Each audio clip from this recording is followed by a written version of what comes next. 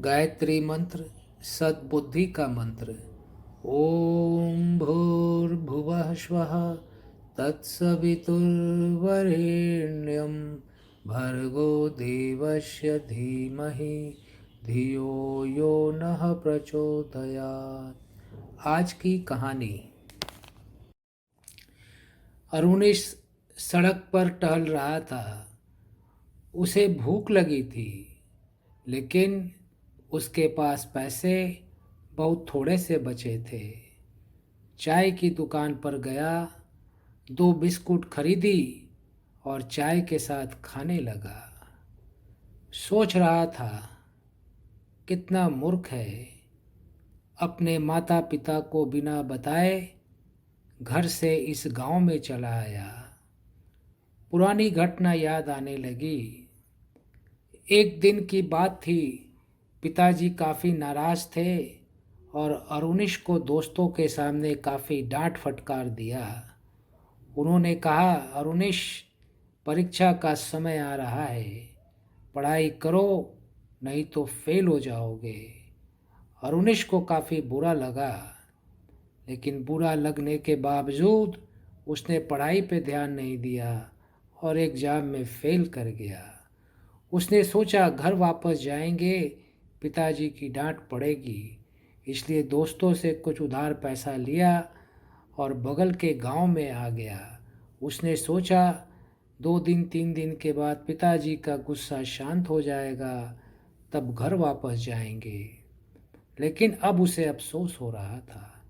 चाय पीने के बाद उसने देखा सामने एक लाइब्रेरी है। उस लाइब्रेरी में गया, कुछ किताबें निकाली और पढ़ने लगा। तभी उसके सामने एक समाचार पत्र दिखा। समाचार पत्र के एक पृष्ठ में उसने पढ़ा, एक विज्ञापन था। विज्ञापन में लिखा था, अरुणिश नाम का एक बालक घर से लापता है। जिस किसी को मिले निम्न पते पर सूचना देने की कृपा करे। और पिताजी का एक संदेश था, प्रिय अरुणिश, तुम जहाँ भी हो घर वापस आ जाओ, यहाँ सब तुम्हारी चिंता कर रहे हैं। अरुणिश की आंखों में आंसू आ गए। वो सोचने लगा, कितना बड़ा मूर्ख है वह। जिस माता पिता ने उसे जन्म दिया, उसे बड़ा किया और जो उसके सबसे बड़े शुभचिंतक हैं, जो सबसे बड़े दोस्त हैं, उन्हें ही वह दुश्मन समझ बैठा और घर छोड़कर आ गया। वह घर जाने के लिए बेचैन हो गया और तुरंत स्टेशन गया, टिकट खरीदी और जैसे ही ट्रेन आई, ट्रेन पर सवार हो गया। घर पहुंचा, माता पिता से माफ़ी मांगी और कहा, मुझसे भूल हो गई, आप हमारे सबसे बड़े शुभचिंतक हैं।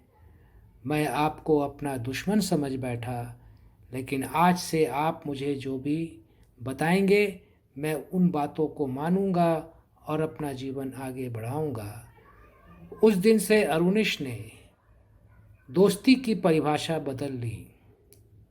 उसने सोचा, दोस्त वो है जो मेरे भले की बात मुझे बताते हैं। वो दोस्त दोस्त नहीं है जो मुझे नुकसान पहुंचाते हैं। जो पढ़ने में मदद करे वही दोस्त है। पहले शिक्षक से वो दूर रहता था, अब शिक्षक के नज़दीक रहने लगा, क्योंकि उसने सोचा कि शिक्षक हमारे सबसे बड़े शुभचिंतक हैं। शिक्षक हमारे सबसे बड़े मित्र हैं, क्योंकि वो मुझे आगे बढ़ाने में मदद करते हैं। उसने पढ़ाई को भी अपना दोस्त बना लिया। उसने साहस को अपना दोस्त बना लिया। वो लोगों से प्रेम से बातें करने लगा और उसने अपनी दोस्ती की परिभाषा जब से बदली, तब से वो जीवन में आगे बढ़ने लगा। इसलिए बच्चों, आपने देखा, अरुणिश ने सिर्फ एक काम किया। जिन्हें वो दुश्मन समझता था, उन्हें वो अपना दोस्त समझने लगा, क्योंकि वे उसे टोकते थे, बेटा आगे बढ़ने के लिए सवेरे उठो, आगे बढ़ने के लिए पढ़ाई करो। और जब भी कोई व्यक्ति किसी को टोकता है, समझाता है, तो कई बार हम उसे अपना दुश्मन समझ बैठते, लेकिन हम यह नहीं सोचते कि वह व्यक्ति अगर हमें सवेरे उठने के लिए बोल रहा है, हमें पढ़ाई करने के लिए बोल रहा है, तो इसमें फ़ायदा किसका है, बोलने वाले का या सुनने वाले का। जिस तरीके से अरुणिश ने दोस्ती की परिभाषा बदली, अगर हम और आप भी दोस्ती की परिभाषा बदल लें तो हम और आप भी जीवन में काफ़ी आगे बढ़ सकते हैं।